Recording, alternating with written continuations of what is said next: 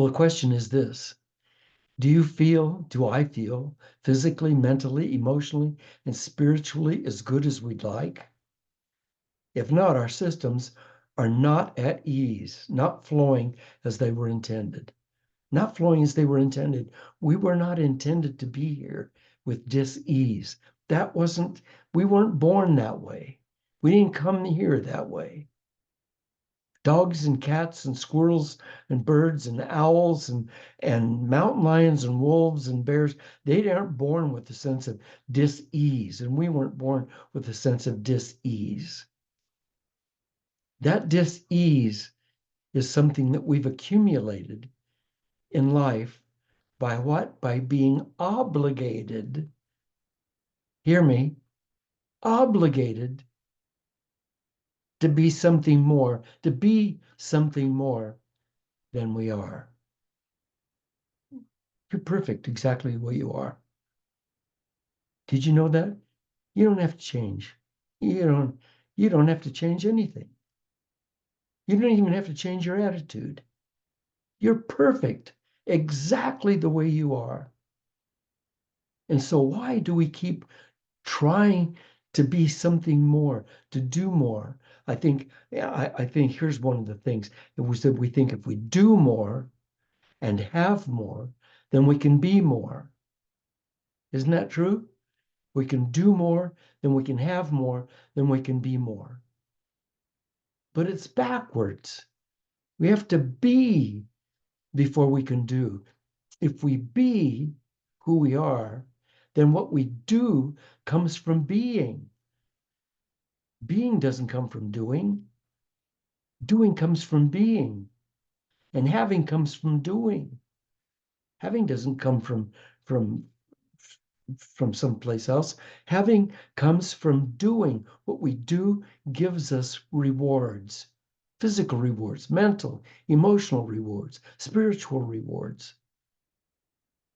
But we have to start by being who we are.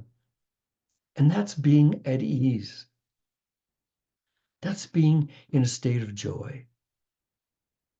And then all of the hormones and all of the chemicals that flow out of our brains into the rest of our body are those of joy and well-being. There have been so many studies done, many studies done over the years on people who were in some kind of a disease. I'm not going to go specifically into those diseases, but they're the major diseases. I'm not going to go into them because I don't want to find anybody here that feels like they're being accused of being less than they can be because they have a certain disease. But all those diseases, diseases, start with a flow from the mind. The mind teaches the brain, and the brain responds and floods the body with those things that are appropriate to that attitude. So, what's the attitude that we're holding right now? Right now, right this minute. Are we at ease? Right now. Are we at ease? Are we really? Are we loving life? Are we confident that tomorrow is going to be a great day, maybe even better than today? Or are we on a slippery slope and fighting like hell to keep from losing our balance? And most of us will find that there's ways we can help our bodies heal by changing our minds.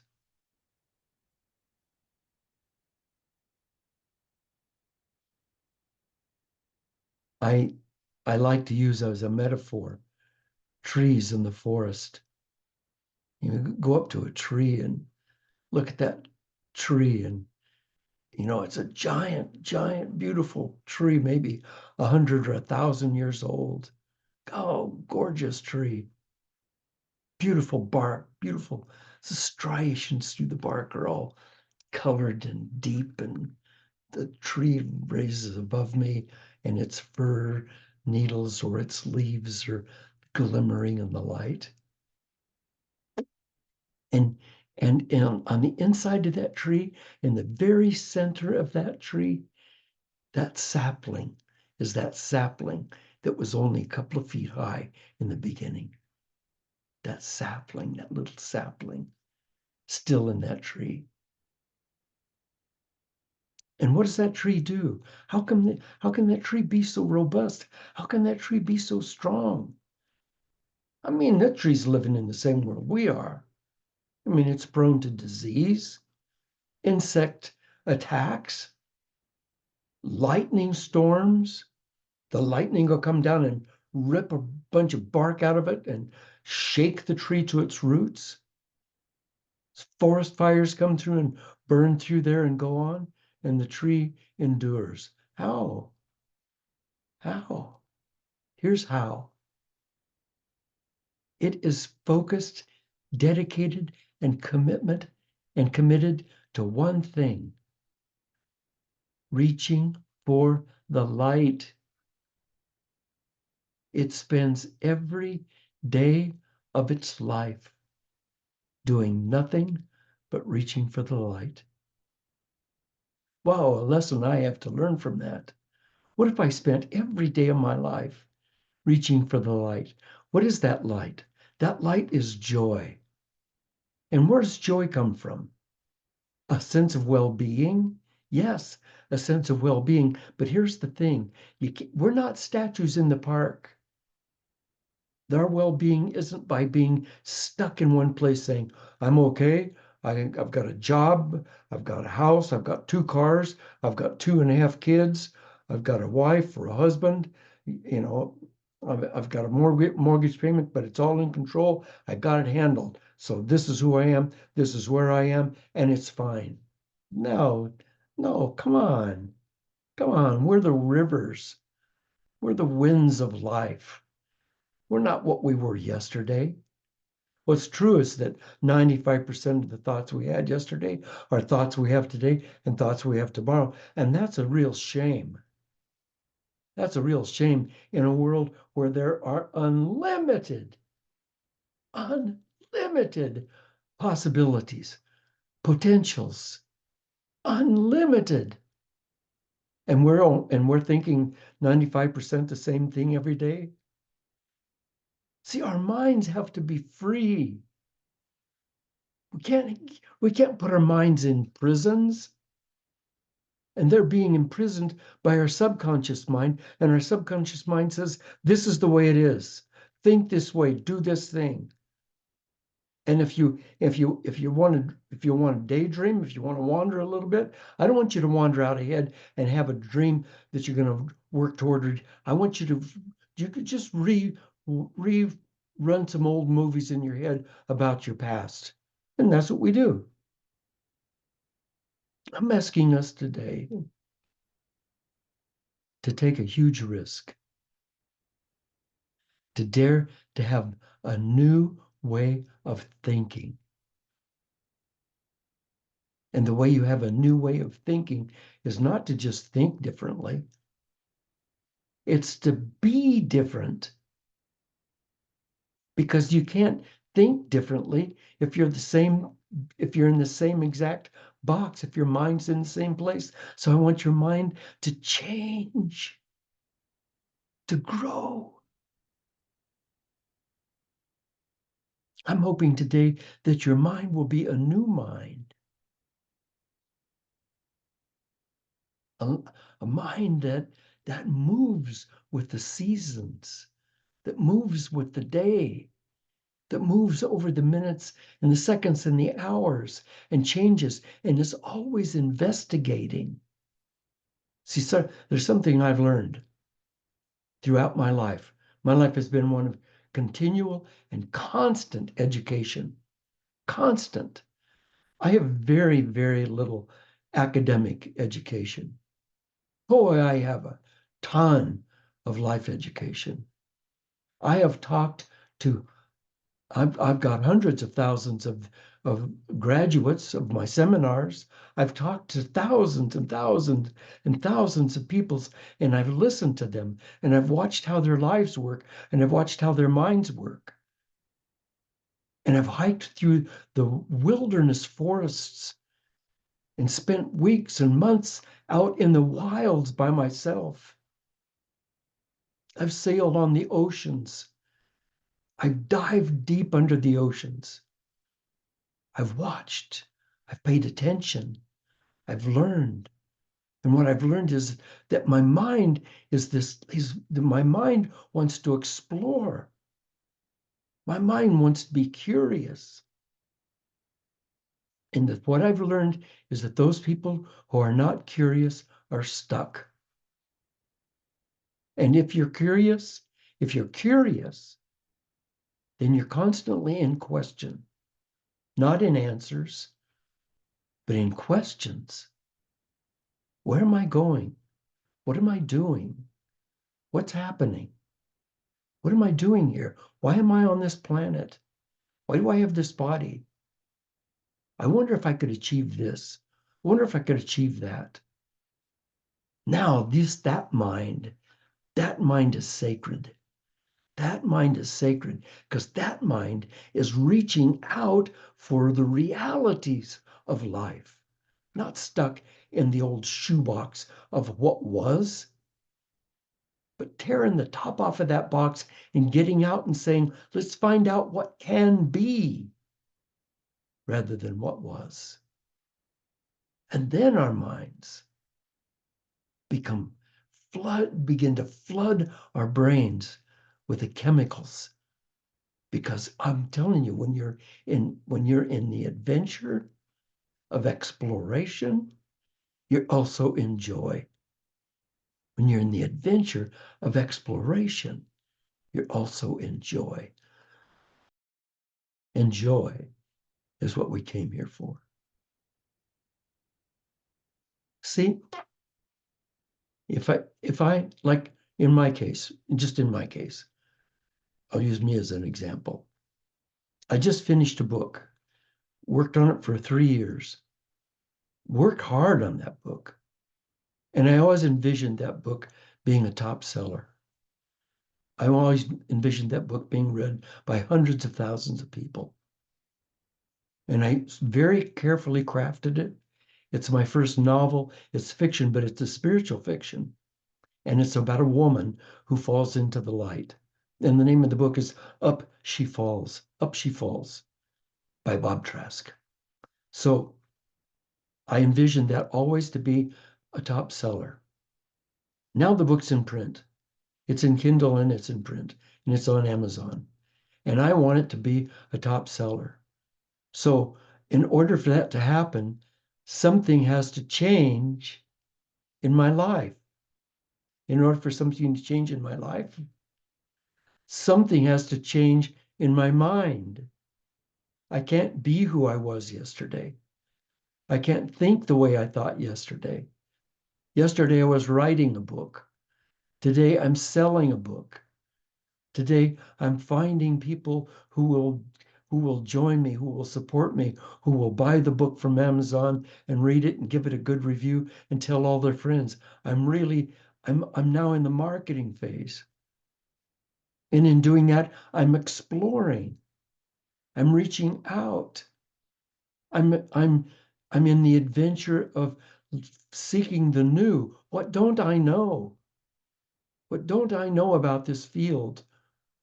What don't you know about the field that you want to be in? What don't you know about tomorrow? What don't you know about how to accomplish your sacred dream? What don't you know about that? And what do you need to know? And how can you find it? How can you discover it? By constantly leaning forward out of the box, out of the box, leaning into the future, leaning into what can be rather than what is. And that sends the chemicals through your brain.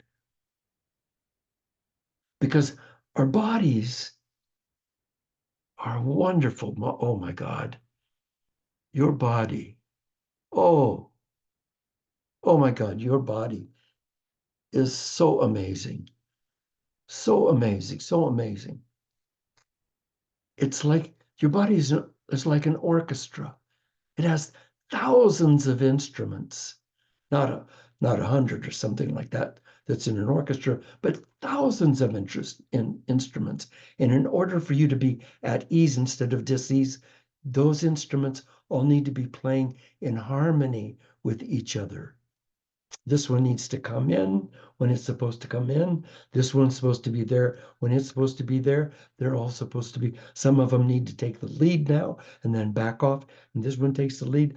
All those instruments, your heart, then your lungs, then your liver, then your kidneys, then your spleen, then your digestive tract, and then your brain. All of those need to be coordinated. And your skin, which is the greatest, I didn't know if you knew this, but it's the largest organ in your body is your skin.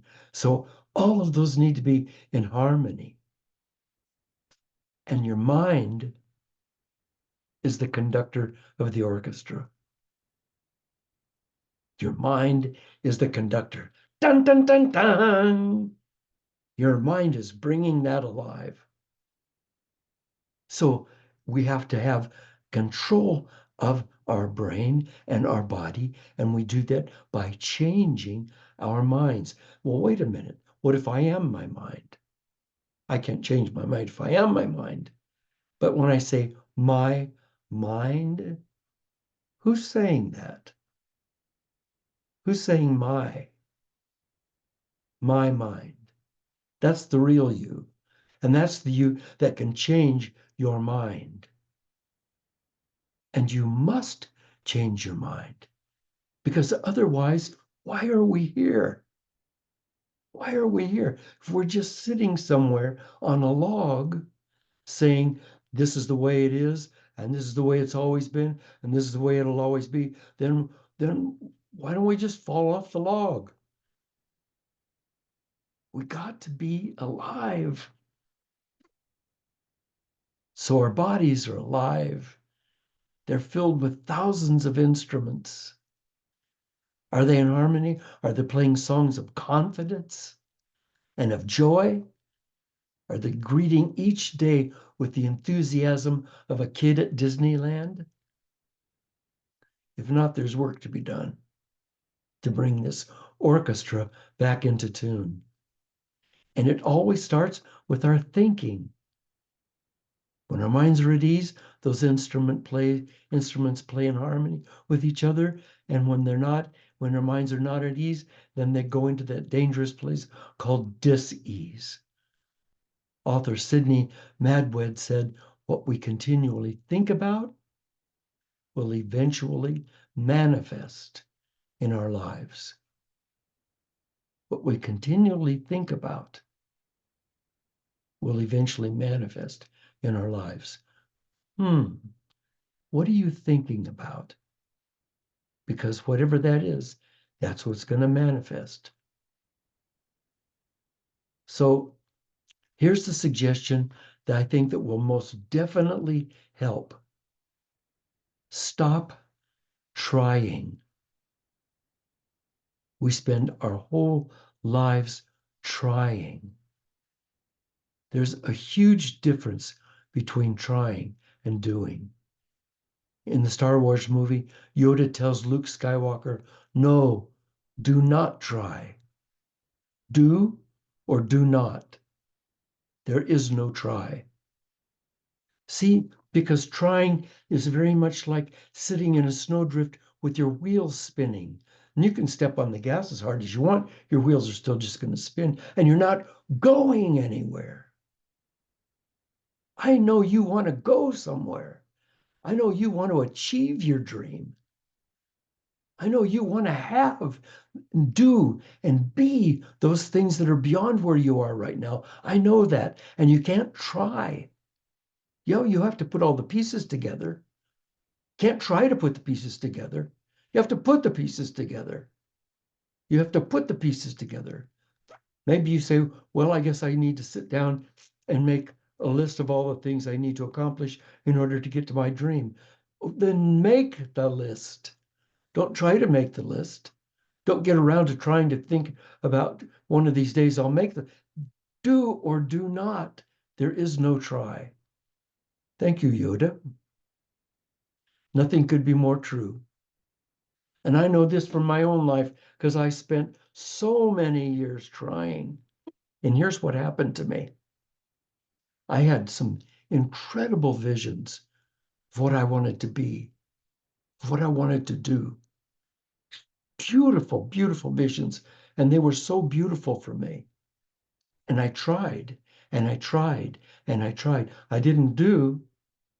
I tried. I took lessons. I I did studies. I I did different kinds of things, but certain there was a certain boundary over which I did not dare step because as time went by, I became identified. Can you hear me? Identified with trying. I became a trier. I became the person that tried. Now, what was I trying to accomplish? I was I was an actor and I was a singer and I'd worked for years, 7 years. I gave up everything in my life for that career. I tried and I tried and I tried. And you know what happened? Someone came along and offered me the goal.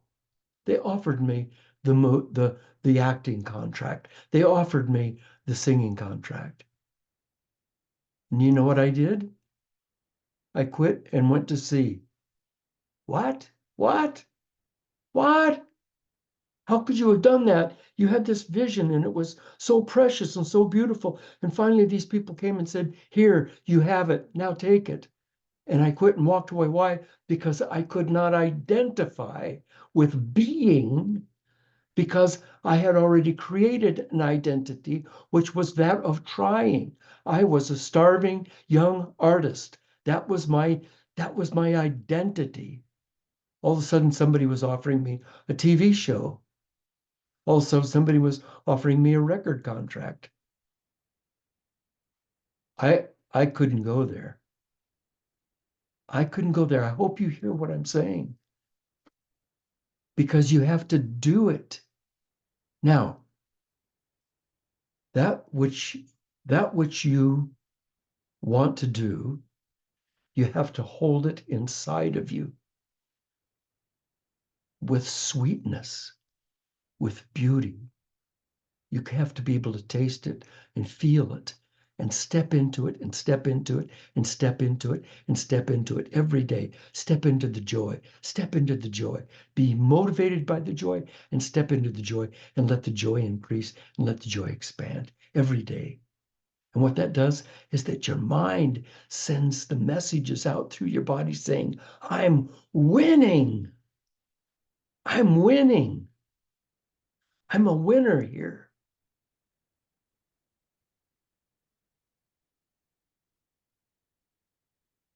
And the only thing that holds us back is self-doubt. Self-doubt. There was a famous marshmallow study where they took these little kids and they put a marshmallow in front of them on a table. And they said, if you can not eat that marshmallow for 15 minutes, I'll come back and give you another marshmallow. Now, some of the kids ate the marshmallow right away, and some of them waited and were able to wait. And those kids that were able to wait, they were able to wait because they watched the marshmallow and they could taste the marshmallow in their mouth. They could feel the joy of that marshmallow. They could feel the joy of two marshmallows. They were filled with that joy all the way along. And they waited, pretty soon they got another marshmallow. When those kids were adults, and the study followed on, when they were adults, guess what? They had more self-confidence. They had more self-esteem. They had fuller lives. Because they believed what was possible and they leaned into it. Anton St. Martin said, what you believe to be possible will always come to pass. It's really as simple as that. So you and I, we have to keep that dream alive inside of us. We have to know. We have to know who we are. We are not statues in a park. We are unfolding. And we must dare to unfold today. We must dare to step into the future. We must dare. We must dare to change our minds, to get a new thought, not an old thought, not yesterday's thought, a new thought. We must be curious. We must be constantly being pulled forward into joy. There's a path. You see behind me, this path, if I can get out of the way, see me, that path behind me, that's behind me. You know why it's behind me? Because there is no path in front of me. I'm creating the path as I go forward. My question to you is, what path are you creating? Is it the path toward your dreams? If so, then you have confidence that comes from winning. And the winning comes from having joy inside of you, which allows you the confidence to move one tiny step forward. Step at a time, a step at a time forward, winning winning each day saying, yes, I did that. So our self-confidence builds. And our joy in our brain of achievement floods through our bodies. And we become young again. We become that kid at Disneyland. Let me end today by saying a quote from Darwin Kingsley. You have powers you never dreamed of. You can do things you never thought you could do. There are no limitations in what you can do, except the limitations of your own mind. My dear friend, let's change our minds. Let's get rid of the limitations. Thank you. Thank you for being with me. Please, if you will, go to bobtrask.com, www.bobtrask.com, and leave a donation. It's real easy to do. Just go on there and leave a few bucks on with your credit card or on Venmo or PayPal or however it works for you. It's real easy. And I really appreciate it because it'll help me keep these weekly resets going and expanding. And if you could stay with us for the next half hour, we're going to be discussing this. And if you have to run, I understand. Then go with peace. But if you can stay, then stay and let's talk.